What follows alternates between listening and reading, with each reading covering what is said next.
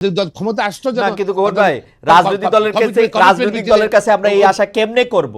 রাজনৈতিক দল, প্রথম কথা আমাদের অভিজ্ঞতায় নাই যে রাজনৈতিক দল অর্থাৎ বিএনপি এটা করবে, আমাদের অভিজ্ঞতা নাই। 90 এর আন্দোলনের পরে বিএনপি যখন ক্ষমতা আসে বিএনপি এটা করে নাই, বরং যা যা কিছু তিন দলীয় জোটের রূপরেখায় আমাদের আশা ছিল বিএনপি ঠিক তার উল্টা কাজগুলি করছে।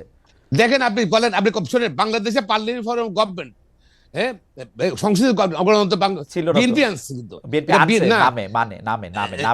নামে কিন্তু যেই লোকগুলিকে আসলে যেই লোকগুলিকে করতে পারতেন আপনি ডেভেলপ করেন আপনি, বাট আনছে বিএনপি আনছে। নাই না উপায় ছিল না তো ভাই, এটা বিএনপি আছে কোন কেন? বিএনপি কে যেগুলিকে বলা হয়েছে যে ভাই আপনি স্বৈরাচারের সাথে, আপনি এই যে রাজাকারের সাথে, স্বৈরাচারের সাথে আপনি সম্পর্ক করবেন না, আপনি লুটেরাদেরকে ক্ষমতায় আনবেন না, আপনি রাজনীতিকে কলুষিত করবেন না, আপনি খাতা বই দেখা দেখে এগুলি করছেন ভাই। আপনি দেখেন তো 91-96 থেকে আপনারা যারা বিএনপি, ঠিক আছে, যেটা আপনি সেটা ব্যাকগ্রাউন্ড থাকতে পারে, I am on the face of it, BNP আসছে। এখন যেটা হলো যে সংস্কারটা আমরা চাই, জাতি চাই, দেশে একটা চলতে পারে না, লুটপাটের রাজনীতি অর্থনীতি চলতে পারে না। সুতরাং আমাদের বিএনপিও যেন তারেক রহমান সাহেব কর্মসূচি অনেক আগে দিয়েছে, এই সরকার আসার আগে দিয়েছে, এবং আমরা চাই সংস্কার, তবে ঐক্যমত চাই, জাতীয় ঐক্যমত চাই সংস্কারের ব্যাপারে। রাজনৈতিক দলের একটা কমিটমেন্ট থাকবে। আপনাদের জাতীয় ঐক্যমত তো যে কমিউনিস্ট শাসনের মতো, মানে সভাপতির সিদ্ধান্ত সবাই মিলে একসাথে, যেটা এই সিচুয়েশন দ্বারা আসছে বাংলাদেশের ঐক্যমত তো বিএনপি যেটা বলে সেটা মেনে নেওয়া। না কেয়ারটেকার সরকারের সময় যে ছিল, আসছে যেভাবে আসছে, কিন্তু ভিন্ন ধরনের, that was the conspiracy of Awami League. তারা নিজের আন্দোলন করলো 96 কেয়ারটেকার গভর্নমেন্টের জন্য, আবার শোনেন, ক্ষমতা আসার জন্য আন্দোলন করেছিল। কিন্তু 2007 টা আওয়ামী লীগের কনস্পিরেসি হইলে 2007 টা আওয়ামী লীগের কনস্পিরেসি 24 এর টা কারো না কারো কনস্পিরেসি তো নাকি আপনাদের মতে? শেষ করি আপনি তো অন্যদিকে নিয়ে যাবেন কথা।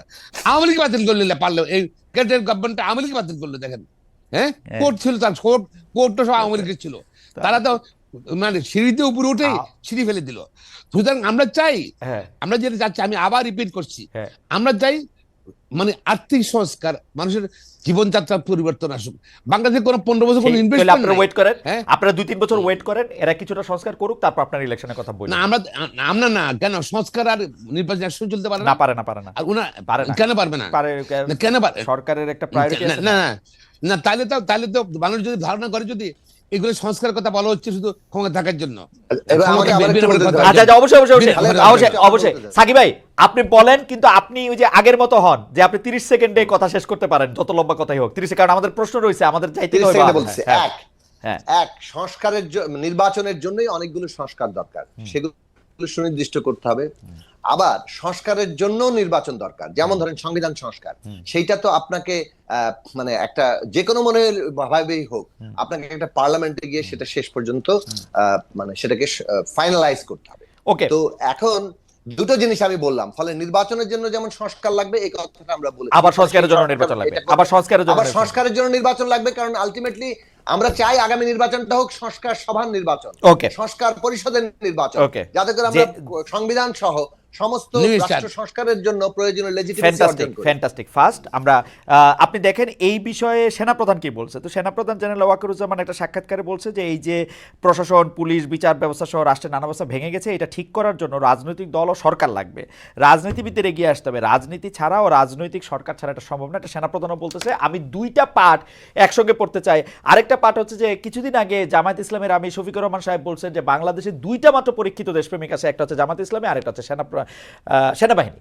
আপনি এই দুইটা পার্ট একসাথে একটু সাকিব ভাই একটু পড়বেন কিনা, আমাদেরকে একটু বলবেন কিনা, আপনার পড়া শেষ হইলে আমি একটু প্রথমত মানে আমাদের বাংলাদেশের মানে সেনাবাহিনী প্রধান যে কথা বলেছেন, এটা সাধারণভাবে একটা সত্য যে যেহেতু বর্তমান সরকারের আকার ছোট, তাদের মানে রাজনৈতিক দল যেভাবে পুরো একটা সরকার ব্যবস্থা চালাতে পারে, তার দল থাকে, তার ওই জায়গাটা, সেটা এই সরকারের দিক থেকে আছে অতটুকুই, যখন রাজনৈতিক দলগুলো তার সমর্থনে আছে।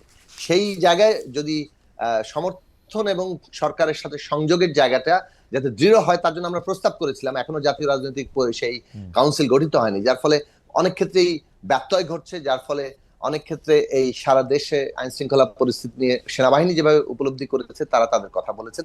সাধারণভাবে আমি এই কথার মধ্যে বড় আকারে কোনো দ্বিমত দেখি না। আমি মনে করি আমি ইতিমধ্যে প্রয়োজনীয় সময় সংস্কারের সময় নিয়ে একটা নির্বাচনের যে আলোচনা সরকার ইতিমধ্যে প্রস্তাব করেছে, এই জায়গায় আমরা ঐক্যমত্য তৈরি করে যেতে পারি। আমি আসি বরং জামাত ইসলামীর বক্তব্যে। আমি প্রথমত মনে করি যে এই বক্তব্য, জামাত, যে কোনো দল নিজেকে শ্রেষ্ঠ দল, সাচ্চা দেশপ্রেমিক অনেক কিছু দাবি করতে পারে। জামাত যদি নিজেকে সেটা দাবি করতো, সেটা নিয়ে আমরা হয়তো আলোচনা করার আমি কোনো প্রয়োজন দেখতাম না। কিন্তু জামাত যখন সেনাবাহিনীর সাথে মিলিয়ে এটা করেছে, যে সেনাবাহিনী 1971 সালে মুক্তিযুদ্ধের মধ্যে দিয়ে গড়ে উঠেছে, সেই সেনাবাহিনীর বিরুদ্ধেই তখন জামাত ইসলামী অবস্থান নিয়েছে পাকিস্তান সেনাবাহিনীর বিরুদ্ধে। এবং আপনি 6 সেপ্টেম্বর একটা বক্তব্য দেখবেন যে সেই সময় তারা বলেছিল যে পাক সেনাবাহিনী এবং জামাত ইসলামী হচ্ছে সেই একমাত্র দেশপ্রেমিক। গোলাম আজম সাহেব বলেছিলেন, এবং বাকিরা সব গাদ্দার, কাফের, ইত্যাদি ইত্যাদি। এখন আপনি পাক সেনাবাহিনীর পক্ষ নিয়ে যখন বাংলাদেশের মুক্তি যুদ্ধের মধ্য দিয়ে যে বাংলাদেশ সেনাবাহিনী গড়ে উঠছে তার বিরুদ্ধে অবস্থান কেবল সশস্ত্রভাবে সমর্থন করেছেন, সেই দল এখন যদি বাংলাদেশ সেনাবাহিনীকে মিলিয়ে বলে যে আমরাই একমাত্র দেশপ্রেম, এটা মানে আপত্তিজনক, বিপজ্জনক বক্তব্য মনে করি।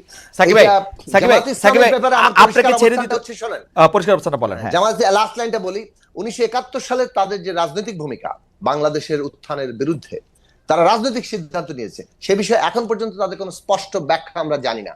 তাদের রাজনীতির ভুল, গণহত্যার কোনো না কোনো ফর্মে অংশীদার হওয়ার কারণে তাদের ক্ষমা চাওয়া, এই বিষয়গুলো এখনো না জানা বাংলাদেশের জবাবদিহিতাহীন রাজনীতির একটা বৈশিষ্ট্য। আওয়ামী লীগ একইভাবে জামাত ইসলামের পথ অনুসরণ করে জুলাই বিপ্লবের এই নির্বিচার যে হত্যাকাণ্ড তারা করেছে, ন্যূনতম রিপেন্টেন্স, ন্যূনতম অনুতাপ অনুশোচনা আমরা দেখছি না। এই জবাবদিহিতাহীন রাজনীতির বিরুদ্ধে নতুন বন্দোবস্ত দরকার। ধন্যবাদ সাকিব ভাই, আপনাকে ধন্যবাদ। আপনাকে চলে যেতে হবে, আমরা আপনাকে ছেড়েও দিচ্ছি আসলে, কারণ চ্যানেল 24 আমাদেরকে এতক্ষণ সরাসরি সম্প্রচার করছিল, তারা এখন টপ অফ দ্য আওয়ার নিউজের জন্য চলে যাবে। আমরা সাকিব ভাই আপনাকে ধন্যবাদ জানাচ্ছি। তবে আপনি যে কথাগুলি তুলেছেন ব্যারিস্টার মাহমুদুদ্দিন খোকনের কাছ থেকে, আমরা এই কথাগুলির ব্যাপারে একটু বিএনপির প্রেক্ষিতে এবং ওইটাও আমরা একটু জানতে চাইবো যে আপনার মন্তব্য কি জনাব মাহমুদুদ্দিন খোকন। না, প্রথম হলো জামাত ইসলাম যদি তার দল শ্রেষ্ঠ বলতে পারে পৃথিবীতে বা বাংলাদেশ, এটা তারা বলতে পারে। সেনাবাহিনীকে দলে যদি যেভাবে কথা বলছে সেটা মনে হয় এটা হওয়াটা উচিত। জাতীয় সেনা বললে আমাদের জাতীয় সম্পদ সবার। আর শুধু দুই দেশপ্রেমিক বাংলাদেশ, যারা দেশকে ভালোবাসে, দেশে যারা নাগরিক সবাই দেশপ্রেমিক আমি মনে করি। এইভাবে ঠিক না। এবং আমরা ন্যাশনালিস্ট, বিএনপি তো বাংলাদেশি রাজনীতি করে, বাংলাদেশি ন্যাশনালিজম রাজনীতি করে, ন্যাশনালিস্ট ইয়ার। বাংলাদেশকে মাকে যেরকম ভালোবাসি, বাংলাদেশকে আমরা আমার মায়ের মতো ভালোবাসি। সকল তারেক রহমান সাহেব বিশ্বাস করে, বেগম খালেদা বিশ্বাস করে, আমাদের সকল নেতা কর্মী একভাবে বিশ্বাস করি আমরা। বাংলাদেশ আমাদের জীবন। খোকন ভাই, এটা পরিষ্কার। খোকন ভাই আবারও একটু আমি যে মানে বিএনপির দ্বিতীয় শীর্ষ নেতা, ভারপ্রাপ্ত চেয়ারম্যান জনাব তারেক রহমান সম্পর্কে জানতে চাই যে আমরা আসলে একটা গুজব এরকম প্রায় শুনি বা একটা কথা এরকম শুনি যে জনাব তারেক রহমান এখনো বাংলাদেশে ফিরে আসার জন্য যথেষ্ট নিরাপদ মনে করছেন না বলেই এখন পর্যন্ত তিনি লন্ডনে আছেন। এই বিষয়টি কি আসলে ঠিক কিনা? তার দেশে আসলে তার কোনো রকম হুমকি, তার নিরাপত্তার ব্যাপারে আপনারা আসলে কোনো রকম কোনো শঙ্কা আপনাদের রয়েছে কিনা? এই তামিদ, can you release Mr. Saki? Okay, জি। আমি মনে করি না এরকম। উনি বাই দিস টাইম গত 15 বছরে উনি পরীক্ষিত একজন নেতা হয়ে গেছে। এবং বাংলাদেশের ধরেন এত অত্যাচার, এত নির্যাতন, বেগম খালেদা জিয়াকে চেয়ারপারসন, তাকে শেষ করে দিবে, তারেক রহমান সাহেব শেষ করে দিবে, সব শেষ করে দিয়েছিল, বিএনপি শেষ করে দিবে। কিন্তু তারেক রহমান সাহেব বেগম খালেদার উপস্থিতিতে উনি অসুস্থতা বা জেলে থাকার সময় উনি দলকে গছিয়েছেন এবং উনি অত্যন্ত জনপ্রিয়। জনগণের তার হলো শক্তি, জনগণের তার হলো ভরসা, জনগণের তাকে পাড়া দেবে। আমি মনে করি এর কোনো সমস্যা নেই, এর কোনো নিরাপত্তার অবস্থা বোধ করছেন না। আপনাকে অনেক ধন্যবাদ। সাকিব ভাই কি আমাদের সঙ্গে আছেন না সাকিব ভাই চলে গেছেন? সাকিবের আরেকটি অনুষ্ঠানে যোগ দিতে হবে। সাকিব ভাই একটা লাইন কি বলবেন, আমরা শেষ করে দিব অনুষ্ঠান? হ্যাঁ বলেন। না, সেটা হচ্ছে জনাব তারেক রহমানের দেশে না ফেরাটা বাংলাদেশের রাজনীতিতে কোনো প্রভাব রাখতে পারে কিনা, সেটা -1-2 অংশ কিনা, এরকম নানা ধরনের প্রশ্ন আমরা শুনতেছি, গুজব শুনতেছি। এবং তিনি নিরাপদ না বাংলাদেশে আসলে সেরকম শুনতেছি যে কোনো একটা প্রতিবিপ্লব বা অন্য কারণে তাকে হয়তো। আপনার টেকটা একটু শুনতে চাই। আমি মনে করি যে এই গণ অভ্যুত্থান নিজেই এইসব -2, -1, -3 কোনো কিছু এইসব রাজনীতির বিরুদ্ধে জনতার রায়। আমাদেরকে একটা গণতান্ত্রিক রাজনৈতিক ব্যবস্থা গড়ে তুলতে হবে যেখানে কোনো কিছু মাইনাস টাইনাস হবে না। জনগণ ঠিক করবে কাকে পছন্দ করবে, কাকে পছন্দ করবে না, তার ভিত্তিতে রাজনীতি চলবে।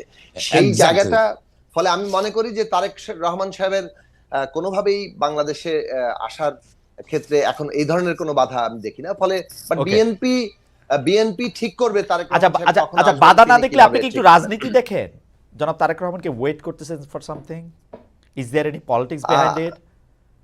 আমার মনে আমি না, ঠিক না, না। এক্স্যাক্টলি আমি জানি না, আমি মনে হয় যে বিএনপি ভালো উত্তর দিতে পারবে এটা। আমি মানে আমার ম্যাডাম- কাছে মনে হয়েছে মানে যে যদি ম্যাডাম আমার কাছে ম্যাডাম মনে হয়েছে যে ম্যাডাম তার অসুস্থ বিরুদ্ধে তো? মামলাগুলো আছে, তিনি বোধহয় মামলা বিচার না সাকিব ভাই, আপনি মামলা আপনি আপনি মামলা- হিসাবটা দেখেন সাকিব ভাই, মামলা- মামলা উনি মামলা- লন্ডন থেকেই উঠা যাইতেছে, বাংলাদেশ আসলে কি হবে? উঠবে। না না না না না না না শোনেন, মামলা শেষ হয়ে আসছে, মামলা কোনো এই ব্যাপার না। তাহলে ম্যাডাম তো ব্যাপার- অসুস্থ, হ্যাঁ। সম্ভবত ম্যাডাম সেটাও হতে বোধহয় পারে, পারিবারিক বিষয় চিকিৎসা, থাকতে পারে। ম্যাডাম যদি শরীর শারীরিক ফিজিক্যালি ফিট হলে উনি ফ্লাই করে বিদেশ চিকিৎসা করবেন, চিকিৎসা করলে হয়তো তারপরে উনি সিদ্ধান্ত নেবেন বাংলাদেশে আসাটা। মানে আসলে এটা আমি নিয়ে মনে এই মন্তব্য করাটাই কোনো অর্থ নেই।